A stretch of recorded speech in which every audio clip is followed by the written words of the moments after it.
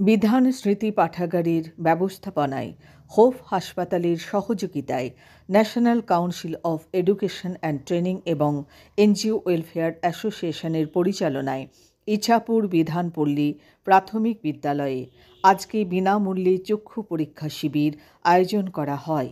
200 জন রোগী ছিল। 200 জন রোগীকে বিনামূল্যে ঔষধ দেওয়া হয়, বিনামূল্যে চশমা দেওয়া হয়। এই ধরনের উদ্যোগে এলাকার মানুষ ভীষণভাবে উপকৃত হয়েছে। এর জন্য অবশ্যই কলকাতার হোপ হাসপাতাল এবং বিধান স্মৃতি পাঠাগারের সকল সদস্যকে ধন্যবাদ। নর্থ ব্যারাকপুর পৌরসভার 2 নম্বর ওয়ার্ডের পৌরপিতা প্রদীপ বসুর তত্ত্বাবধানে এত সুন্দর একটা ক্যাম্প আয়োজিত হলো। এনজিও ওয়েলফেয়ার অ্যাসোসিয়েশন সারা বছর রাজ্য জুড়ে এই ধরনের সমাজ কল্যাণমূলক কাজ করে থাকে।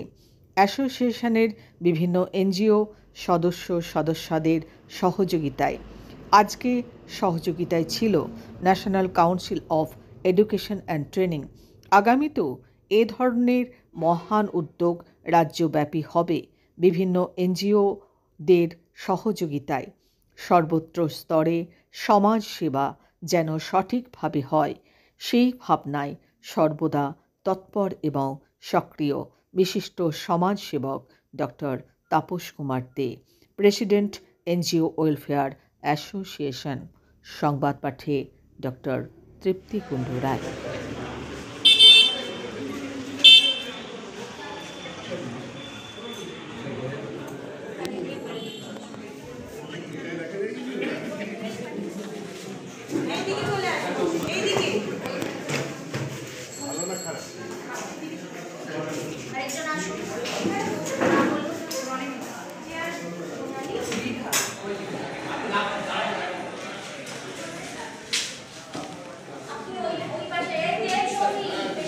আমি